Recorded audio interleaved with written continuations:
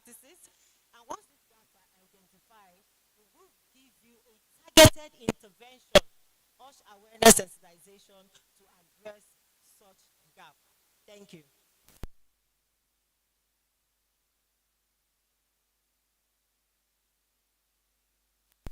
Ladies and gentlemen, please, we would like to apologize for a gross oversight. This is a panel that was constituted with much intention, and we were about to shortchange participants by fielding one of the panelists as the moderator. Then we would have lost what she had to contribute as a panelist. We sincerely apologize. So please, Mrs. Angela Ajiri, the Assistant Director, Security and Safety, is a panelist. Please recognize her with a round of applause as a panelist.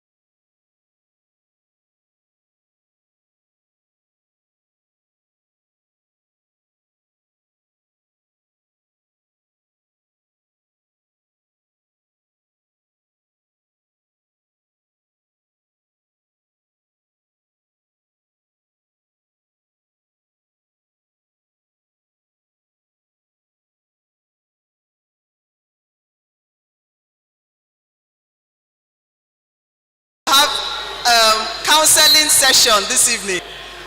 How many of us want to convert that to food? Mental health feeding session. Okay, everything will be attended to. So can we go ahead? Okay.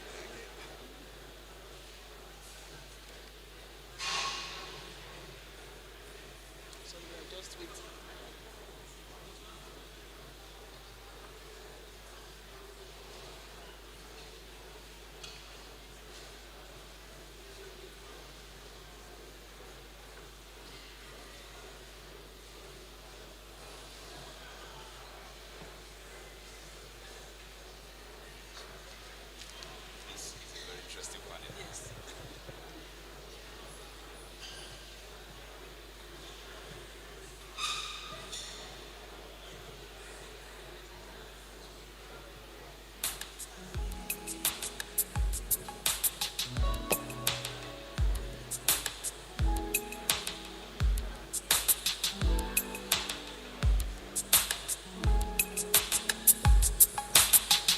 distinguished ladies and gentlemen, there is no doubt that there is some agenda to shortchange esteemed participants of this conference. But I am glad to announce that that agenda has been thwarted. That agenda will not stand. A panel so thoughtfully curated. Ladies and gentlemen, you will be amazed, you will be shocked at the final member of this panel that will be coming to join this panel. Maybe then you will believe when I say that this panel is loaded. And I'm glad that there is the opportunity to make amends where necessary. Because, ladies and gentlemen, the final but not the least member of this panel is none other than Honorable Sulaiman Abubakar Gumi. Ladies and gentlemen, this is a loaded panel. And definitely at this time, we can now go forward very best of this panel. For the final time, I will now hand over to the moderator for this panel, Dr. Ifoma Okpara. Ladies and gentlemen, have a wonderful time. Thank you. Okay, finally we have the real panel session now. Panel session is going to really be short. We want to protect your mental health and protect the ones for the panelists. So it's going to be a really short one. So I'm going to start. You have said a bit, representative of NSITF. You have said a bit, but I just want to ask you, how do you envision AI and digitalization transforming workplace health and safety in the next 5 years? How is NSITF leveraging on this to improve its core mandate, which is preventing workplace accidents and increasing social insurance around the country? Okay, thank you for that question. NSITF has seen AI as a key enabler in its services. It has seen that workplaces, AI shifts from the normal to predictive. You will be able to predict the workplace with high incidences, and thereby you prioritize to ensure that you have targeted interventions at those high-risk workplaces. Also, NSITF in the next 5 years, with the speed is going now, having a digital platform to improve its efficiency and to reduce all the manual inefficiencies, to interface with the employers to ensure a real-time response to their requests. Also, we have what is called, we have adopted the digital record keeping, which will help us to keep the records of all our organizations. As we know, we are all nationwide, and this helps from the manual to give you real time. It can even give you prompts with the AI. It gives you prompts for upkeeps, for record updates, and to be able to give prompt real-time feedbacks. Okay, thank you. That's very interesting, very interesting. So Dr. Bakare, over to you. I listened to your presentation, very beautiful one, and I picked up a whole lot. And then I think the moderator, the MC said your brain works in an AI fashion. So we have to be careful with asking you questions here. So, but again, there are a whole lot of issues. You know, there are the merits and the demerits when it comes to this AI thing. In fact, I was so worried when they said there'll be AI issues, you know, AI robots that have emotions. So maybe when you have a quarrel with your wife or husband, you now go and buy a robot because they can now tell you when they are not happy. So now the question is, how are you addressing concerns? People are worried, their privacy, all of that, because AI, you know, is crazy. If you type your name, it can bring out a whole lot about you. So now we are wondering, how are you addressing concerns about data privacy and trust when using AI-driven monitoring tools?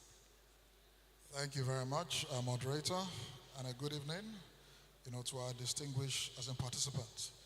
I think I'm about the only one that have greeted all of us thrice today. I've greeted us good morning, good afternoon, now as good evening.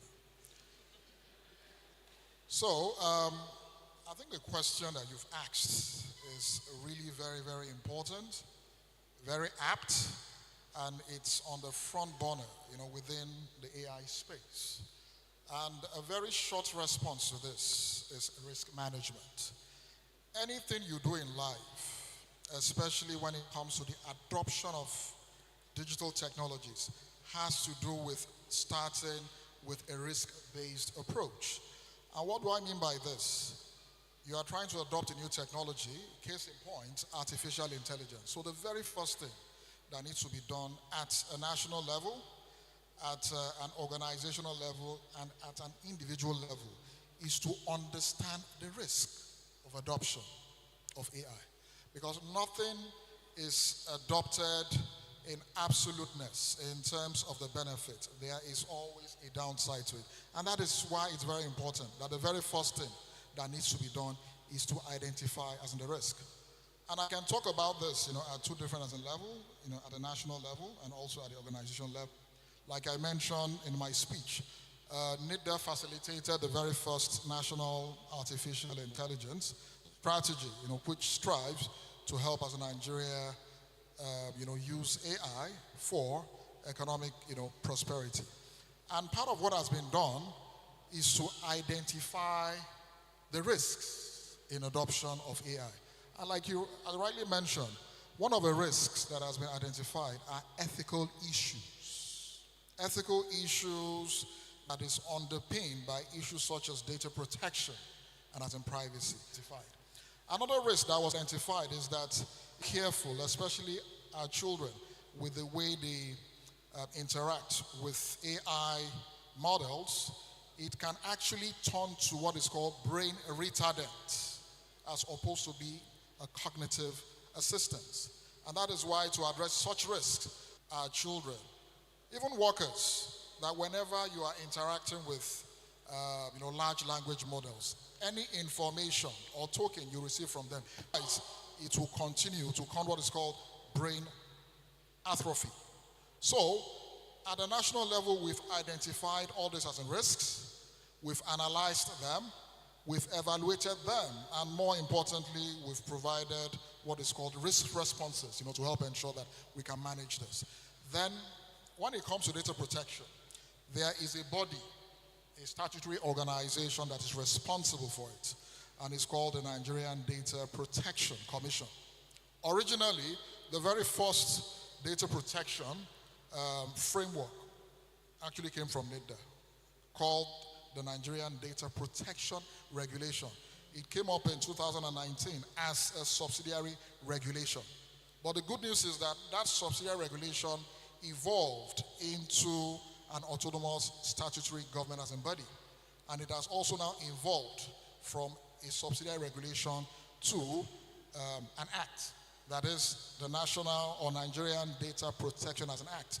So if you look at this act, issues around privacy when it comes to the implementation and adoption of artificial intelligence have also been identified. And there are mechanisms that are put into place. Let me just give you as one of them. For you as a data controller or processor that collects Nigerians as in data, you are expected at the least to employ the services of data protection compliance organization. So part of what they audit is how you have put in measures, to protect privacy issues when adopting artificial intelligence. So that has been done at the national level. Then at the organizational level, NIDA as in case in point, because we pride ourselves, as the first AI first government organization. Yes. I can tell you that 100% of NIDA staff, have one certification or the other as far as AI is concerned. Because we have seen AI as a catalyst. And as such, we've subjected all of our staff, to AI as in training. And at the same time, we've also been able to do our own risk assessment. We have certified risk managers, and we've also been able to identify as in such risks. And we've been able, to put in measures to help ensure that AI can be adopted as in safely in the organization. So I think I'll stop here because I can see that you're looking at me. Thank you. Thank you so much. They said his brain is already AI programmed. So sometimes you type a prompt on Chat GPT. How many of us know? Once you type a prompt on Chat GPT, sometimes it can give you 10 pages. So that's what we get when we have an AI-driven brain. So thank you so much, Dr. Ayo. Thank you. So down to Dr. Rita. Now this is another strong one. When they take you to the corners of the university, you have to be very careful when you ask your questions. And then I understand, our university systems here, we have a lot of the millennials and above as the lecturers. And then that cadre find it a bit hard to respond to digital changes. It's not their fault. I've actually been to UTC to do something and I saw a woman using typewriter. Like I had to stop for a minute and I watched her. It was like a movie, pam, pam, pam, pam, pam, and that was all she knew. So imagine telling such a person to start using computer in the next few days. So in that regard, when you come to the universities, I know that it's a little difficult to manage. I won't talk about the students. Most of them are Gen Zs. Like, they are ahead of us when it comes to this. So the challenge comes with the lecturers. So how does the management ensure that employees embrace new digital safety tools and rather than resist them? How do you, ensure that they are employed rather than resist them? Because now when we went to school, there was blackboard and chalkboard, right? But now children have touch screen, touch screen boards. So when you come to universities, how do you manage this, change digitally? Thank you very much. Good evening, everybody. First of all, before I go to the question that you asked, I want to say I'm here today on two capacity. First, as a panelist, I'm representing my Vice Chancellor, that is Professor Ezekiel Agbalagba, who should be the panelist. And tomorrow I'll be here to present a paper that we have done on fall from height prediction, which suits your conference. So back to your question. Yes, it is challenging to have the aged people or employers or staff migrating into the new era of technology. However, what FUPRI is doing at the moment is training, organizing training for all staff and conferences, seminar. One of them we had in June, the very first, that is the Maiden School of Postgraduate annual lecture series that's focused on the triple helix, that is the innovation from industry and the government and academia. And then one of the main sub-themes is on AI adoption and sustainability. And FUPRI actually has a center for this adoption of new technology, innovation, and sustainability. So there's regular training. Actually, we attended another training on career growth and development, where we were actually trained on how to deal with this Gen Z, you say. So for staff that are not familiar with the adoption of new technology, they are given time. There is alternative. My school has alternative. That is, you have the old pattern of teaching as well as the new pattern of teaching. So it's not immediate migration. It takes a process. Again, last 2 months, this is October, last month, we had another training, workshop, 2 days workshop, organized by Dan, that is a doctoral academy network, where we were taught how to use AI tools, one of which was ChatGPT. So staff were taught, and the materials are sent out for staff to take their time to learn about these things so that eventually they start to what? To adopt the system. Yes, adoption of a technology is fundamental. One thing is to adopt, another thing is to maintain, is continue use. That is why the policy of continual training, conferences, we have so many papers. For instance, one of your colleague here, the chairman of Delta State ISPON, that is the person of Dr. Kingsley Unwero, and his team, they developed a medical response model for FUPRE. And now, what we are doing, we're now trying to partner with them to migrate it to mobile app, because I know that whether you like it or not, everybody has a mobile phone. Whether you like it or not, we all have a mobile phone. That is the quickest way of teaching or adopting this AI technology. So, if you have most of this training or apps on your mobile phone, then it's easier to learn. The person you talked about using typewriter, by the time you put a lecture note and you teach her that your lecture note can be on your mobile phone, and then she'll begin to read from there, and you teach them the basic, which is the Microsoft packages, that is your Excel, your PPT. It's easy.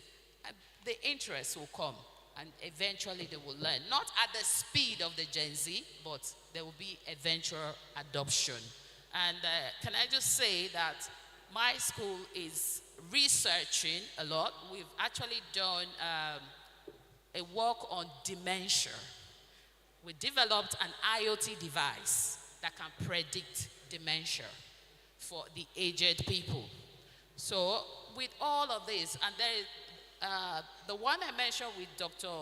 Kingsley is actually a copyrighted model at the moment. So we're looking at getting research funding to improve upon these applications or innovations. So FUPRE is fully involved in innovation adoption and ensuring that the staff are fully involved in this innovation and maintaining sustainability.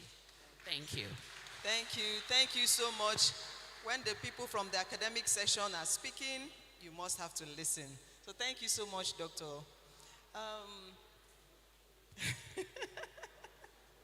This is Angela.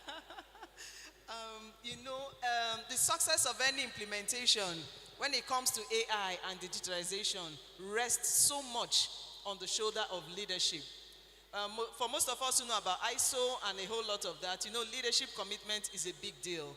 And you're a leader in your organization and one that has a lot of influence at that. So I want to know, what role do you believe leadership plays in driving digital adoption for safer workplaces? Okay. Like every other management system, management commitment, the role of management commitment cannot be overemphasized. I want to start by appreciating the Committee on Standards, Safety Standard and Ethics. They paid a visit to FRS.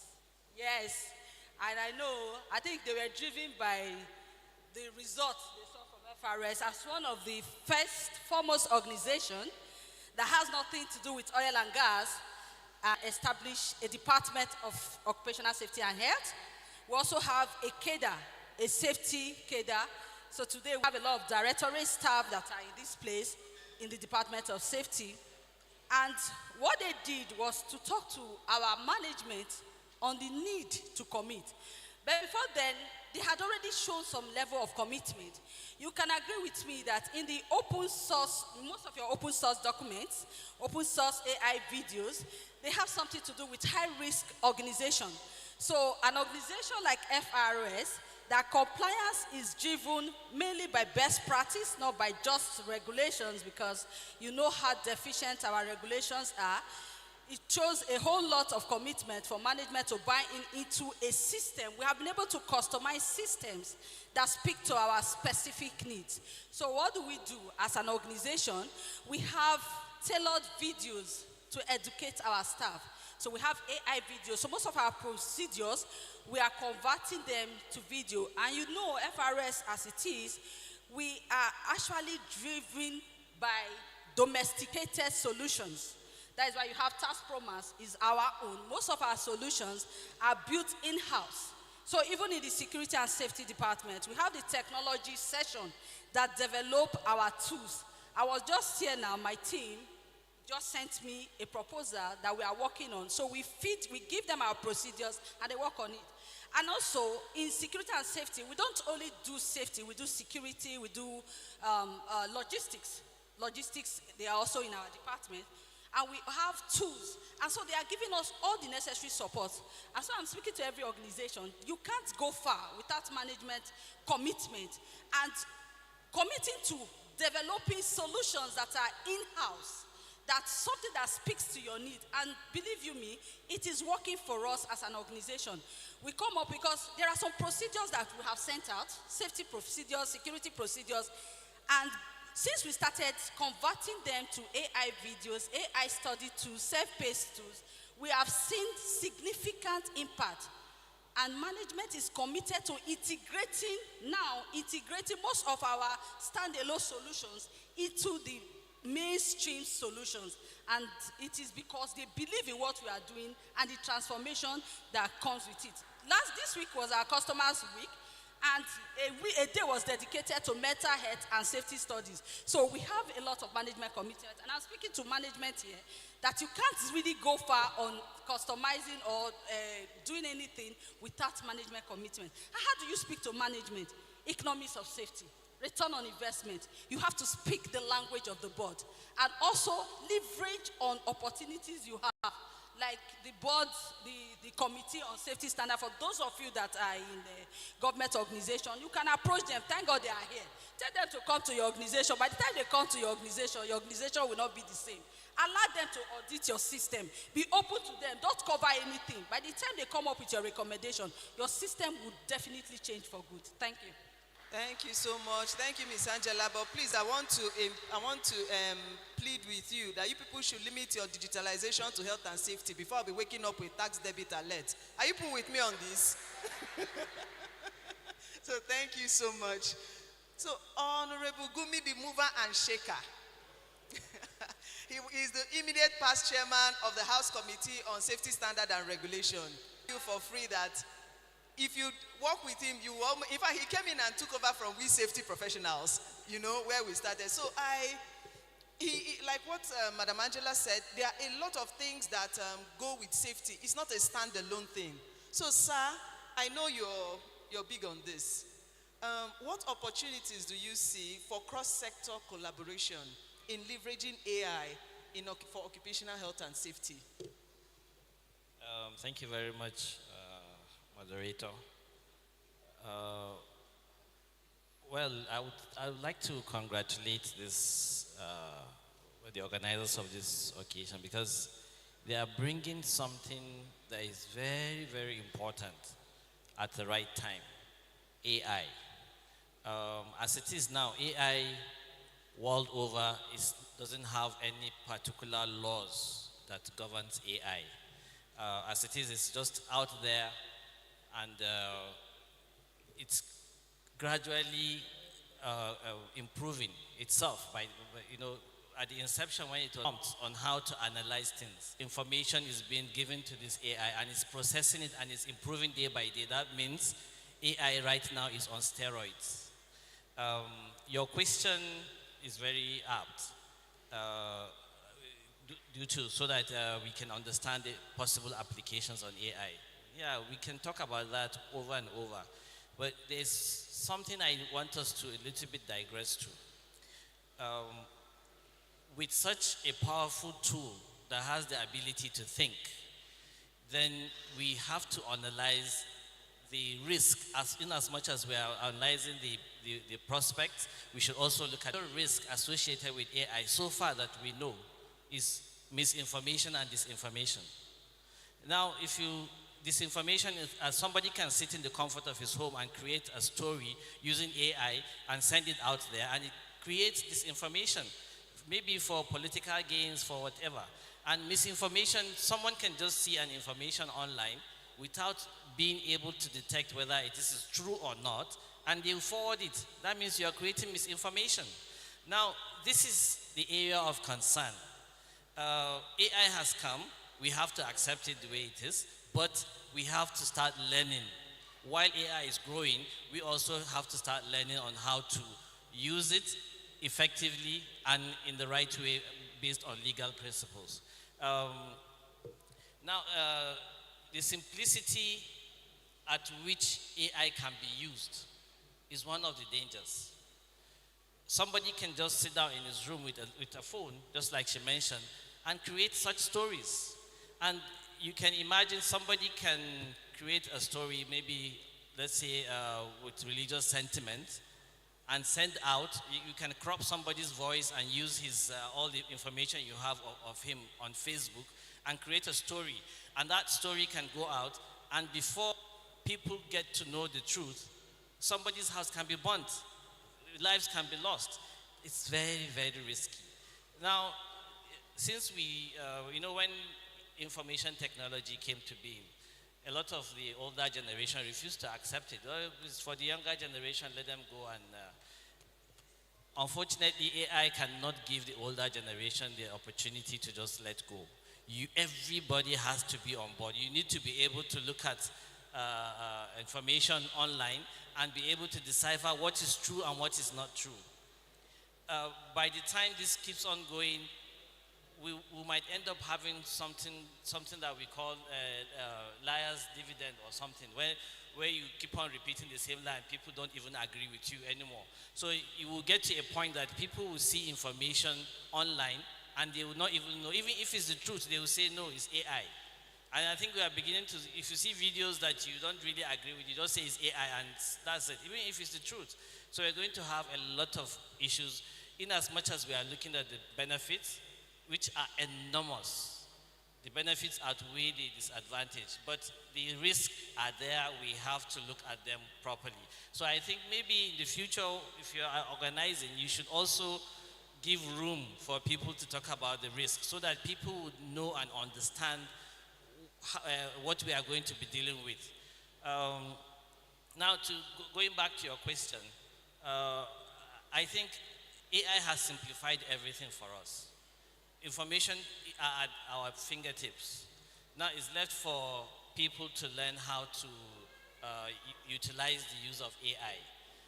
If we have what we are having in Nigeria, we're having safety bodies that are dealing with different things at the same time. Their work affects other agencies, but they are not communicating. Now, look, for example, the fire service can be going to respond to fire outbreaks, but they get to find out that maybe it's a fault of a faulty cable. Now, fire service will do their work and leave, and that information will be recorded somewhere. How is that going to help us? No way. But if there's effective communication between agencies, especially the safety related agencies, then we should be able to curtail issues even before they start. And with the use of AI, it can be at your fingertips. Faulty cables, a lot of agencies would be at fault, like SON. Why did they allow the cable to come into the country? Like Manufacturers Association of Nigeria, why are they allowing one of their members to produce faulty cables? Like the LECAN, those that are responsible for electrician technical aspects. Now, if you have an AI-driven system, after a fire outbreak, the fire marshals would identify the fault as faulty cables. They will go in and impute faulty cables is causing fires in so location. Now, SON should be able to see that quickly. They will identify, okay, this particular location, so person imported so cables to that, but they will easily get all the information with AI because AI is on steroids, you know. So it gives you information at the face. So at the same time, that fault can be linked to maybe faulty technician. That means LECAN needs to stand up and do what they are supposed to do. Now, this is how AI can easily help us in bringing safety into our society. Thank you very much. Thank you so much, sir. Thank you so much. So because of our time, I don't know, we can take 3 questions from the listeners, 3 questions if there is time. Can we accommodate 3 questions? Or we can't? We can, right? Okay, please. Let's have questions from the audience, please.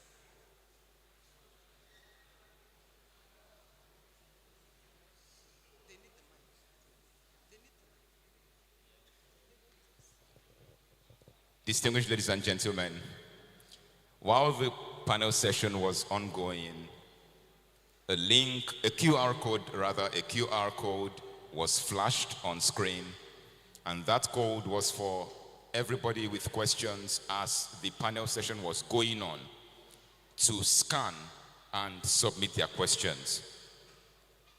Please, we have some questions on that link, but if you have questions and you haven't sent it, please do so right now.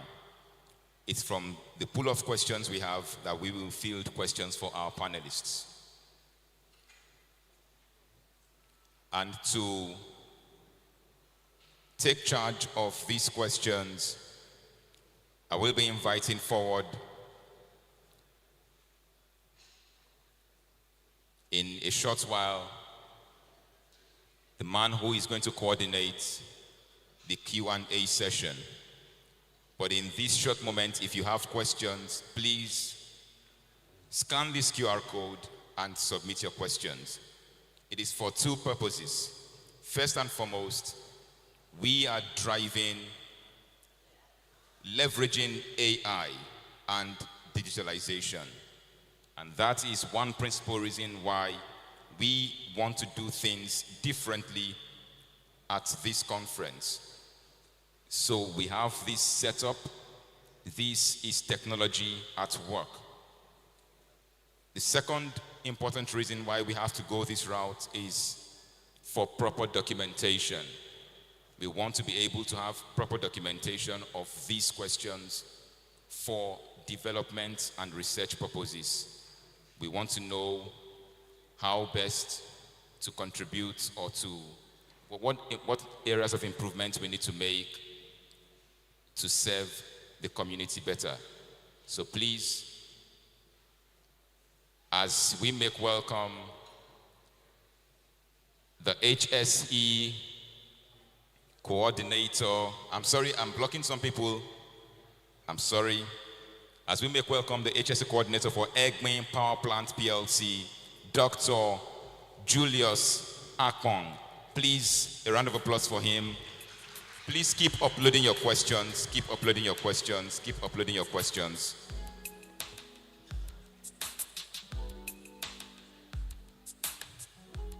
Good afternoon, distinguished ladies and gentlemen, very respected panelists. It's such a pleasure to be here. Thank you all so much for. The questions are very many. Maybe what I see a first question here. Maybe I should read it so that people can laugh. And that is, what is the kicking fare between the Barnabases? And my simple answer would be, it wasn't part of what we discussed on the panel. So my simple answer to that is AI and digitalization. A round of applause for me, please. Thank you very much. All right, so the second question is from Anonymous. It says, how does NITDA ensure AI risks are mitigated as it relates to employees' privacy and information security? I'll assume that this is for. Thank you very much, Dr. Bakare. You can please respond to this. Okay, Very sorry, sir. One of the guiding words will be, because of our time, that we just take less than 1 minute, if possible, to answer each question. Thank you, sir. Okay, so thank you very much. And I believe that I have actually answered this in my submission. When it comes to issues of data privacy and protection, it is no more under the purview of NITDA. Although, like I mentioned in my earlier submission, we started governance as far as data protection and privacy is concerned. And that is why we issued out the Nigerian Data Protection Regulation in 2019. So this subsidiary regulation has now graduated into a full-blown act that is under the purview of the Nigerian Data Protection Commission. But because I provided lots of inputs into the initial subsidiary regulation that evolved into the Act, I can tell you that as far as the Act is concerned, it talks about risks, especially risks of the adoption or implementation of artificial intelligence by organizations classified as data controllers. Data controllers are organizations that collect lots and lots of Nigerian personally identifiable information, or simply put, personal information or personal data. And there's a specific section under the Act that talks about measures that this organization must put into place if they are using AI platforms, large language models, to collect personally identifiable information. So the short answer is that it is no more under the purview of NIDA, but I can tell you that the NDPC, that is the Nigerian Data Protection Commission, is handling that. Thank you. Thank you very much. Please, a round of applause for him. I think that question was answered, and the answer again summarized. Thank you very much. I've scanned through a lot of the questions, and one of the ones I'd like to read out to any of the panelists here is exoskeleton robot suit, PPE, a good AI intervention for company staff in Nigeria to prevent musculoskeletal injury and improve load lifting? I mean, this is what is discussed in ergonomics, and it's a very popular innovation. We've seen it across social media. It's very popular, the exoskeleton. So is it a good thing in Nigeria? I would think the answer should be yes, but any member of the panelists can tell us why. Who can take this, please? Okay, maybe this is something we shouldn't bother the panelists too much about. Exoskeletons are built. Okay, thank you very much, sir. You can please go ahead. Okay. Okay. I know NSITF should be the ones to answer that question, because they are the ones telling us to look at our ergonometry racks, the right chairs to sit down, how to lift objects and everything. Yeah. So lifting is one of the risks related to heavy working in industries, especially manufacturing industries. Now, if there's a solution like exoskeletons, I think it's a welcome development. It's adopting to modernity. This provides you the opportunity to work for long hours without hurting your back. So I think it should be welcome, though it's expensive now, but I believe in the nearby future it should be affordable, and by then we should be able to encourage manufacturing industries to adopt exoskeleton. I think in the future it should be made mandatory. Thank you. Thank you very much. Please, a round of applause for him. Our honorable is not just a lawmaker, he is also an AI safety expert. Please, a round of applause for him. All right, another question here says, from Mr. Emmanuel, says, how can AI technology be leveraged practically in workplace safety and data collection? This is another presentation you're calling for, because it's a very wide question. But maybe a member of the panel can just give us a 1-minute summary. How can we leverage this for health and safety at work? How can we leverage AI for health and safety at work? Okay. So again, I think I've responded to this, in my presentation. In fact, my presentation, the crux of the presentation is how AI can be adopted, for safety and health as a workplaces. So there are different strategies, and those strategies, you can have them at the strategic level and also at the operational level. It's very important that you don't just jump into the operational level. You need to start with the framework or policy, strategy, to help ensure that you can identify areas of improvement as far as safety and health is concerned. Because it's not as if there are no strategies. But the problem is that the strategies we have, while they are good, still has room for improvement. And that is why we are trying to, as much as possible, leverage AI, to improve our efficiency and also effectiveness. So number one, you need to have a framework. And the number one framework is for you to have a digital transformation strategy. Under your digital transformation strategy, you now have your AI transformation, because AI is so big now that it's competing with digital transformation. But even at that, it's still a subset. So you have that under your digital transformation as a strategy.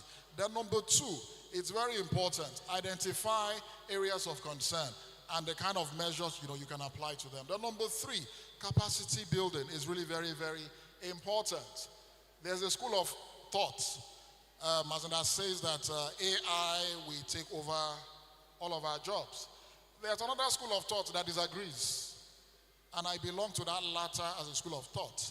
And I can tell you for free that it is any of you or those of you that has learned how to use AI that will take over the jobs of your colleagues that don't know how to use as an AI. So as such, it's very, very important that you have a capacity building as a strategy, for your organization. Then finally, which most of us ignore, you need to have a proper monitoring and evaluation mechanism.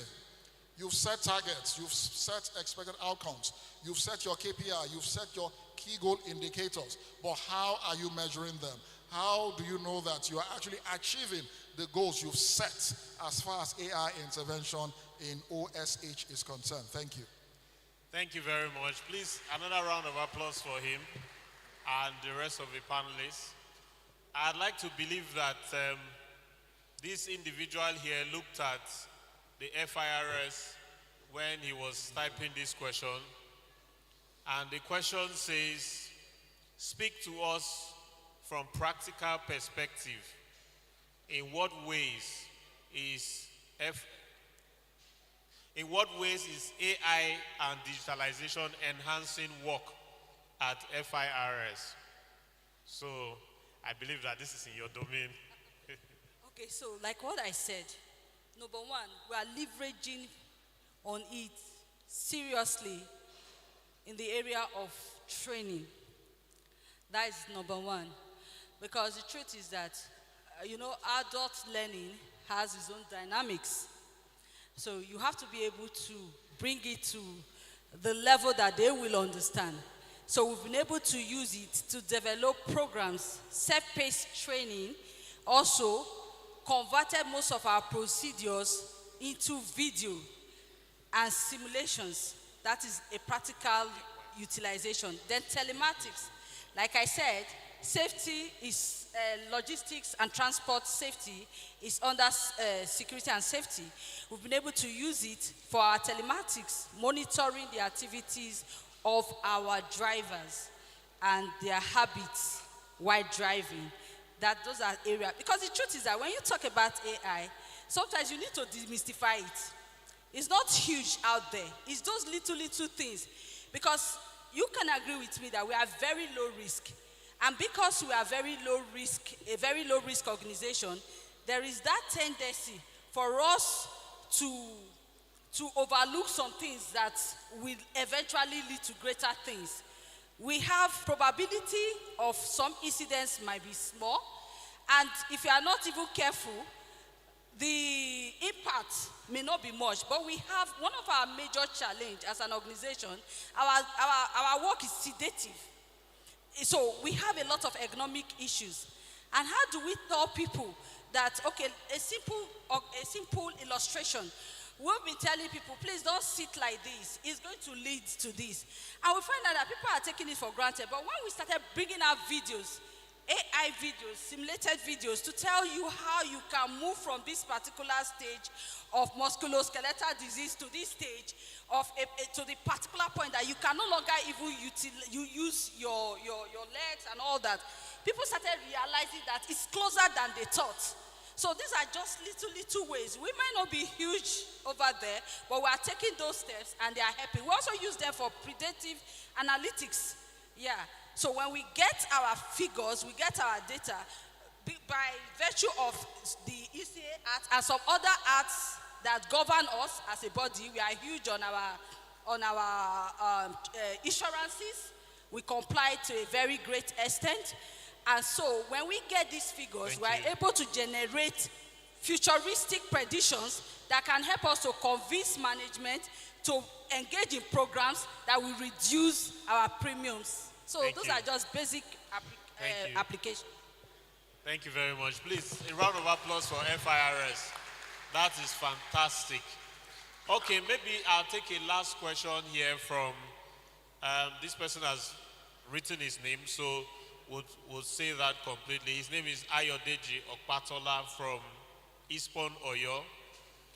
And his question is, what's the roadmap to move from traditional HSE to AI HSE? Likewise, the role that ISPON and other professional bodies will play to see that this is achieved in 2026. 2026 is 2 or 3 months from now. So who's going to speak for ISPON? Maybe I should ask the chairman of ISPON Abuja. I think you are the only ISPON executive on this panel.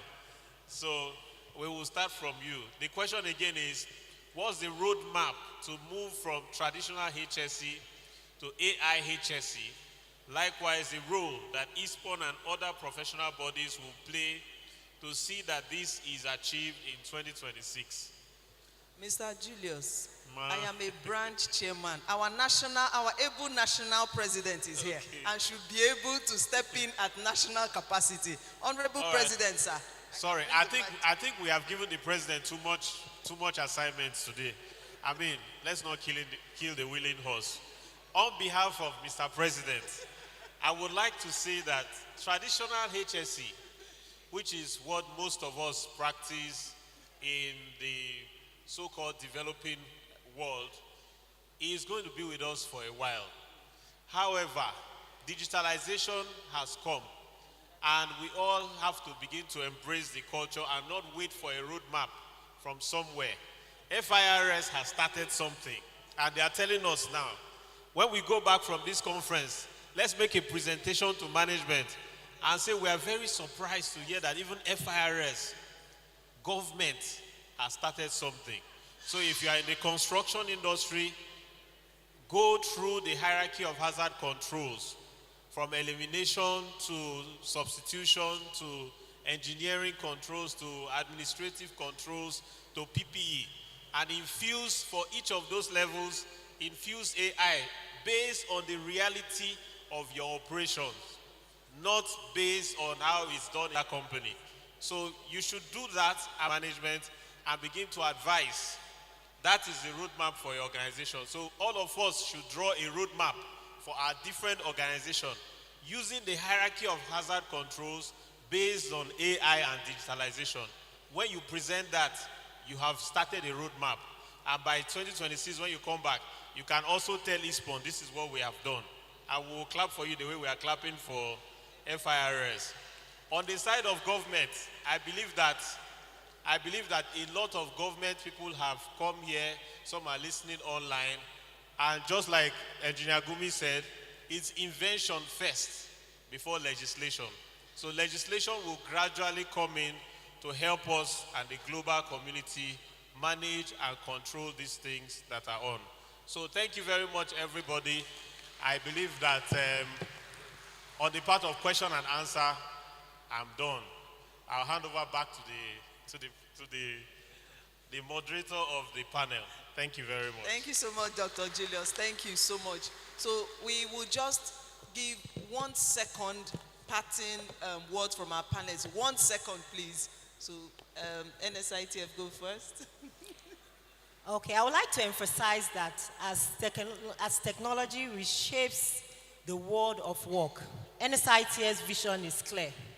Is to harness AI and digital innovation it's not for the replacement of human effort, but to ensure that our workplaces are safer, faster services, and also to have the strongest social protection for all Nigerian workers. Thank you very much.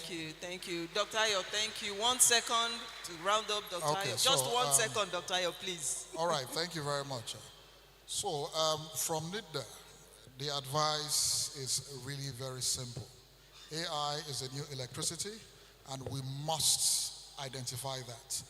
And for health and safety professionals, what is really very important is to ensure that you upskill as yourself as far as AI is concerned. How can AI, help improve, your services? Because like I mentioned before, AI will not take over your jobs. It is those health and safety professionals that have learned AI that will take over your job. Thank you very much. Thank you, Dr. Ayo. Dr. Rita, 1 second, please. Thank you. Thank you very much. My emphasis will be on the fact that don't be scared of adoption. Okay, The fact that you're adopting it does not mean it is going to end the normal way of life or living. Adopting a new technology, when there are challenges, we as humans will provide solution. Just like when you talked about risk assessment. As you are seeing the risk, you are also providing solution, like the false news that was mentioned, where somebody provide false news. There are applications too that are solving that. So don't be scared of adoption. Thank you. Thank you, Dr. Rita. Miss Angela, thank you. 1 second, please. I just want to tell you that as you begin your journey, or as you're on your journey of AI adoption, celebrate your little wins. Continue to sensitize. Awareness is key. The risk is there, the advantage is there, but don't give up. Thank you. Thank you so much. Thank you so much, Dr. Gumi. Thank you. Okay. Every time new technology provides opportunity for beginners to be at the forefront. Now we have missed the opportunities, countless revolutions in the past. The information technologies, like China is benefiting almost $250 billion yearly from information technology.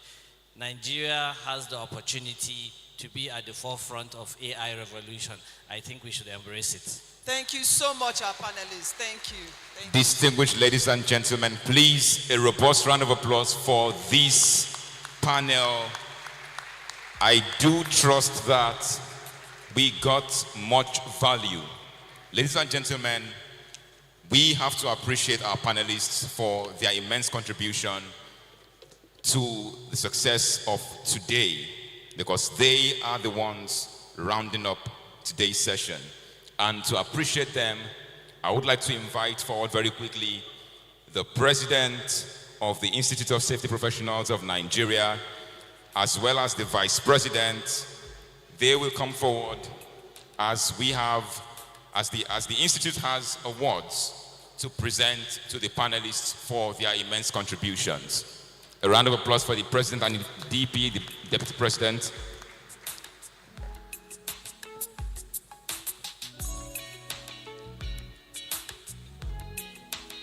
And we would like to start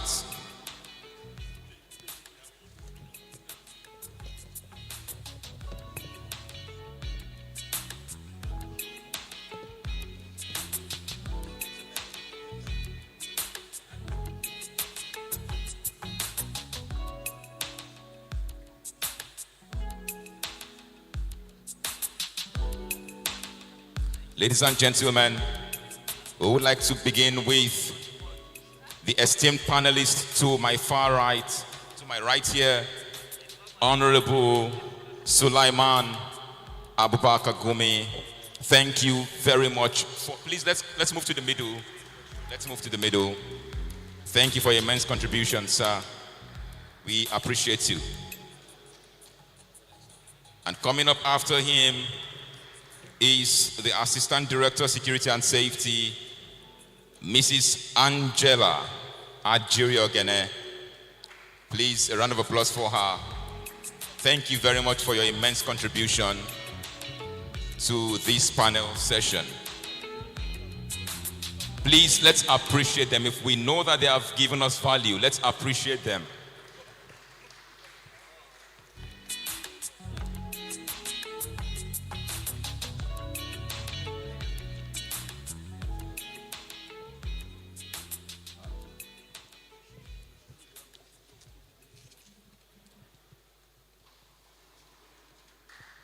Coming after Mrs. Ajiri, we have this presented to Professor E.O. Agbalagba, the Vice Chancellor of Federal University of Petroleum Resources, FUPRI, who was represented on this panel by Dr.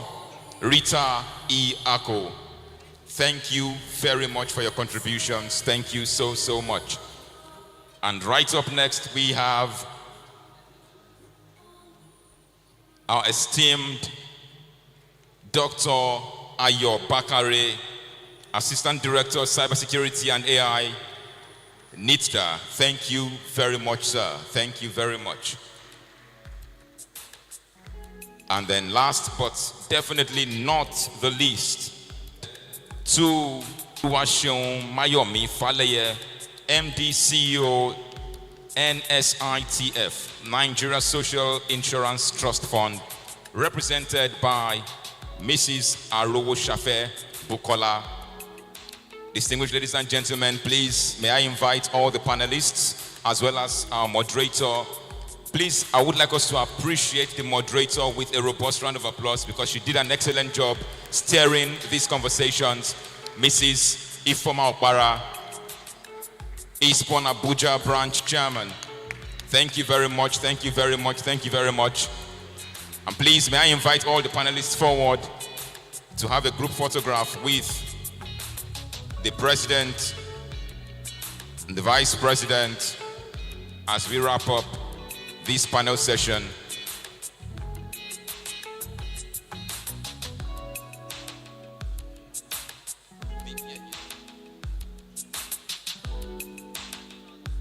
Please, let's have the panelists, including the moderator.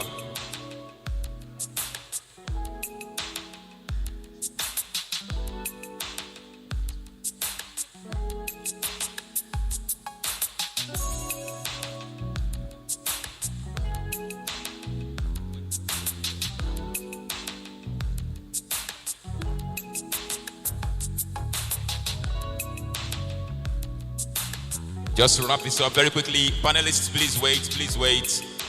We will be joining this photo to seal this memory. Thank you very much.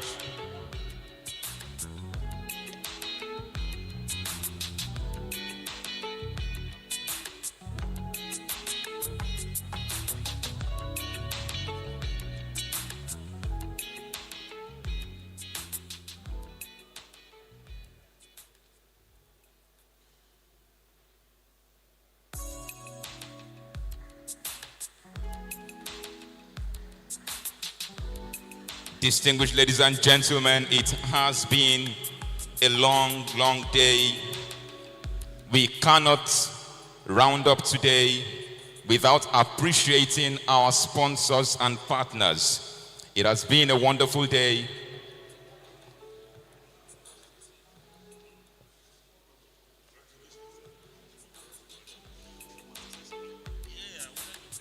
We cannot but appreciate our sponsors and partners. The Federal Airport Authority of Nigeria, FAN. Please, a round of applause for them. They have been partners and sponsors to make this happen. We also have Fresh Fountain Consulting Limited. Please, a robust round of applause for them for their contributions in making this a success. We also have as one of our partners and sponsors, Hybrid Group. Hybrid Group, please, a round of applause for them. Thank you very much for your contributions. And a principal partner, I must say, is the House Committee on Safety Standards and Regulations. Please, a round of applause for them, the Nigerian House of Representatives. We must also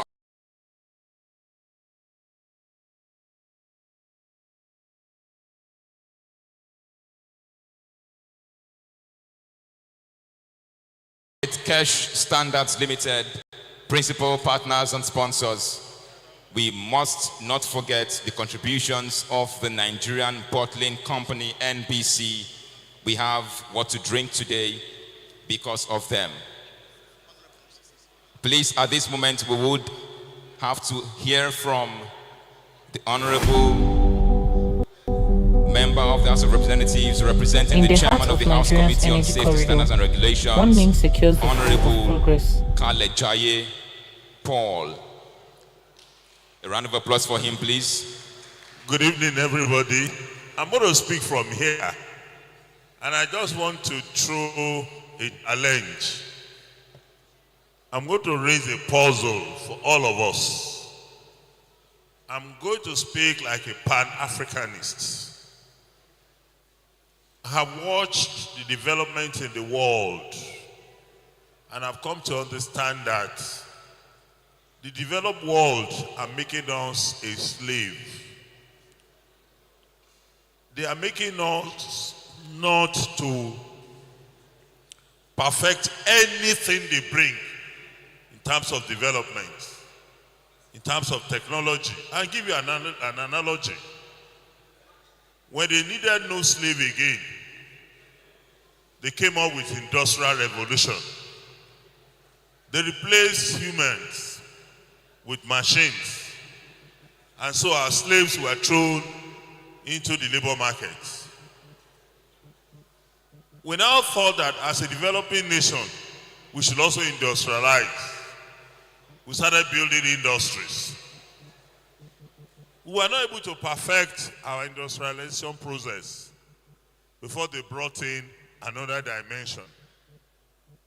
They brought in, whether you call it digitalization or whatever, another concept has come. We are on our digitalization. We have not perfected it. Now, they are taking us to artificial intelligence. When we start trying to master this, they will come up with something new. So, as Africans, they have not allowed us to focus. We have not mastered any art to make us get away from the slavery mentality. I challenge all of us, and I think as Africans, we must begin to think of what to develop, to sell to the whole world, and let them be chasing that. Thank you.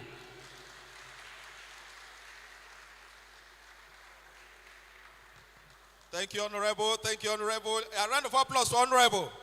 He wants us to be African. Distinguished ladies and gentlemen, I assure you that we are coming to the end of the very first day of the 2025 ISPON Professional Conference Award, Annual General Meeting and Exhibitions. But we cannot go until we award two more esteemed individuals. Ladies and gentlemen, please, I would like to invite forward once again the president of the Institute as well as the vice president as they come forward to present these awards.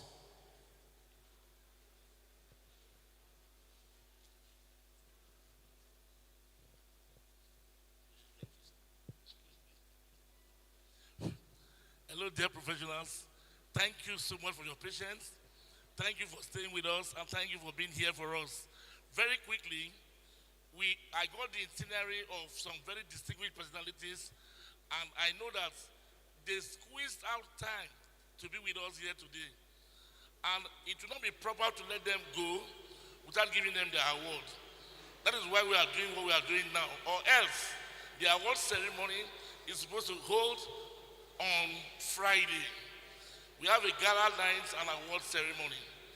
But this is actually something we must do to keep the records intact. So it's my privilege, firstly, to invite to this podium, on this stage, Honorable Gumi Suleiman, please.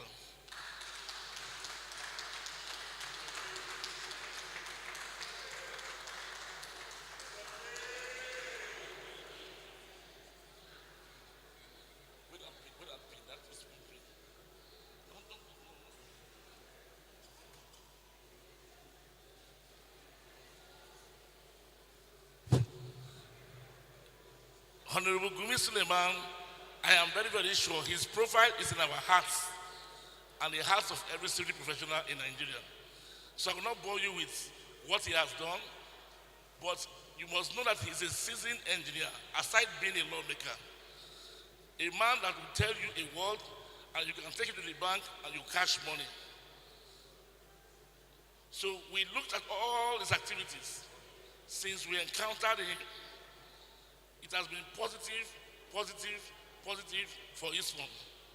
So on behalf of the governing board of the institute and members of Institute of Safety Professionals of Nigeria, Honorable Gumi is hereby this day. Today is 8th day of October 2025, awarded a professional fellow of the institute.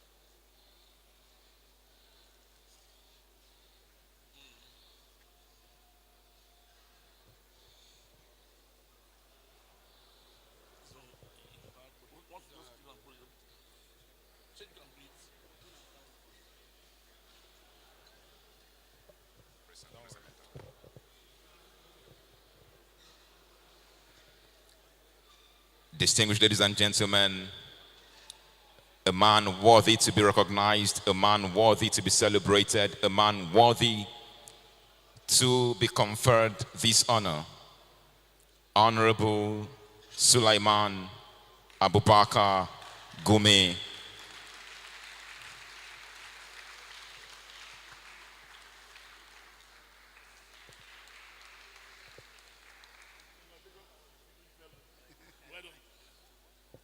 Now, he has done that one because he merits it.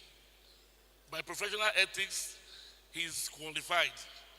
Now, for his contribution, enormous contribution, towards ensuring that this body grows and gets better every second, and his participation in our activities, we also have an award for him. So this award is presented to Honorable Gumi Suleiman. It's an award of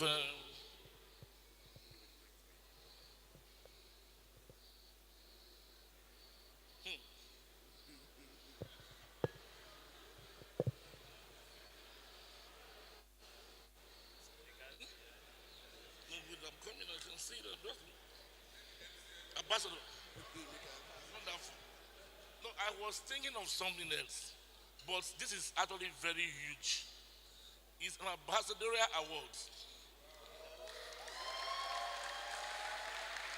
So, sir, you are hereby awarded an ambassador of safety from the Institute of Safety Professionals of Nigeria in recognition of your hard work and your steadfastness. So we say congratulations again.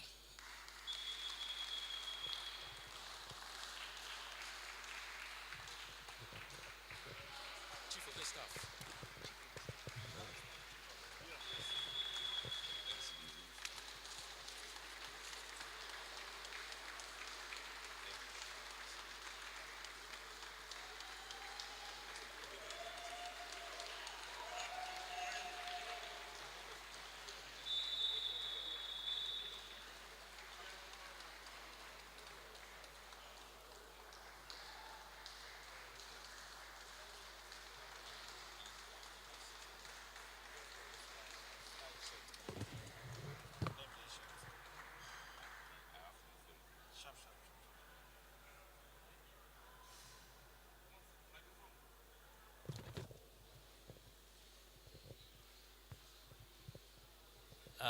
Ladies and gentlemen, today I'm very, very excited about all these awards and the fellowship I received.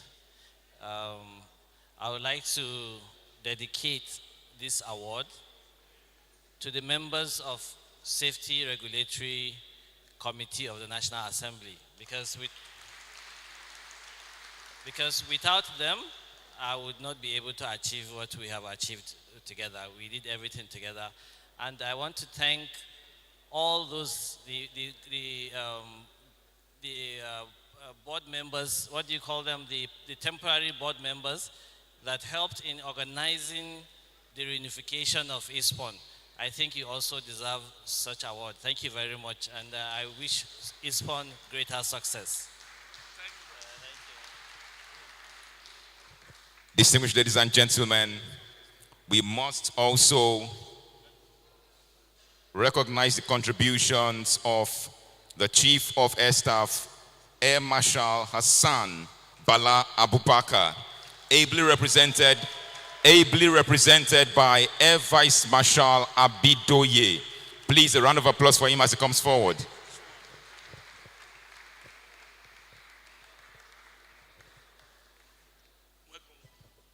Welcome, sir. Now, the Nigerian Air Force is one organization of government that has always stood with us as far as I can remember in this institute. There is nothing we do in this institute, and you are asking the Nigerian Air Force to support us or be there. They will be there. Even if we don't call them, they will still come. It just shows then that they're not just our member, not just our friend, but they are parts of the growth of this institute. I am happy to announce here today, because the Chief of Air Staff is a fellow of this institute. I did not give him fellowship. He's already a fellow of this institute by standing, and a professional fellow for that matter. So when this award came and said, we need to honor one of our own, because he's been there for us, he's been very supportive, very understanding. He tried everything possible to be here. But that he was not coming, in that sense, his number one man, his main man, his most trusted man, to come and represent him. Sir, we are very happy to see you here. So this award is a Safety Leadership Excellence Award. Because after being a professional fellow, after being an ambassador, the next one is to give me safety excellence, because the man has finished everything. Is that also? So this award is presented to the Chief of Air Staff this day, 8th day of October 2025, in recognition and appreciation for his hard work and love for this institute. Thank you very much, sir.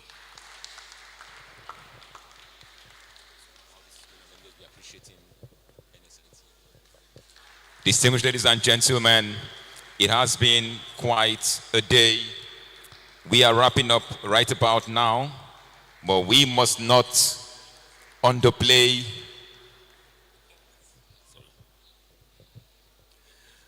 The President and my very dear honorables, my respect, sirs. I still want to stand on the already existing protocol, and I accept this on behalf of the Chief of Air Staff. Like the President said, the Chief is very, very, he has brought into the Air Force today that safety is not just an act, but actually a mindset. So what we pursue these days in the Air Force is safety culture. And you can see that since the Chief of Air Staff took office, for over 2 years now that he has been in the office, we have not had any air crash in the Air Force. And this is a collective achievement, because we not only build our safety awareness and culture, but we also collaborate with ISPON, and we have been working together towards achieving that milestone.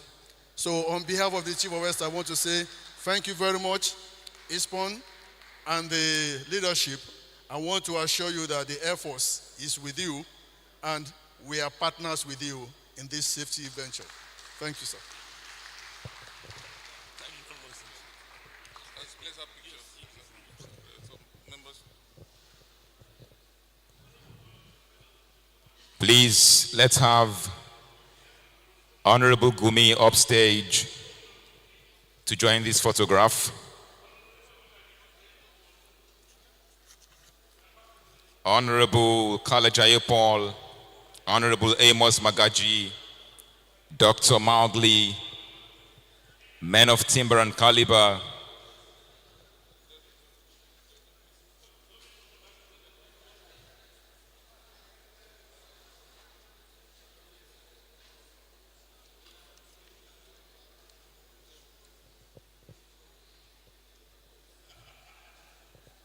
members of the governing board, flanking on the left and on the right, closest to me, Dr. Tesh, followed by Dr. Francis Iwu, the Vice President, and on the other side, Dr. Obele, Builder Julius E. Oko,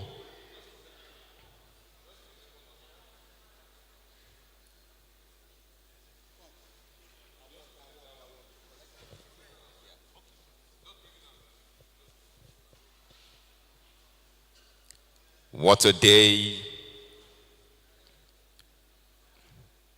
How best a way to commence the 2025 Professional Conference, Exhibitions, and Annual General Meeting of the Institute of Safety Professionals of Nigeria, ISPON, right here in Uyo, the capital city of Akwa Ibom, that we can now dub the safety capital. As we wrap up, it is worthy to mention the contributions of our partners and sponsors, NSITF, as well as Pipeline Infrastructure Nigeria Limited. Please, a round of applause for them as I hand over now to the Vice President for his closing remarks, Dr. Foreman Onoha. Thank you. Please again permit me to continue to stand on the existing protocols.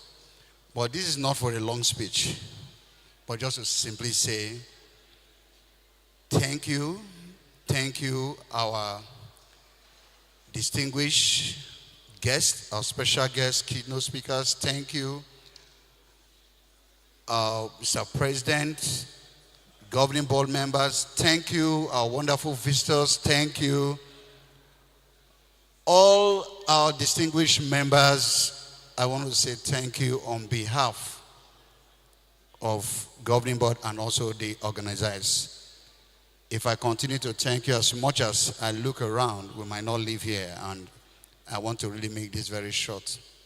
To say, besides all the challenges that started from the first hours of the morning, rippled down to so many things that appear not to be right, you were still here and present, patiently, sat through up to the end.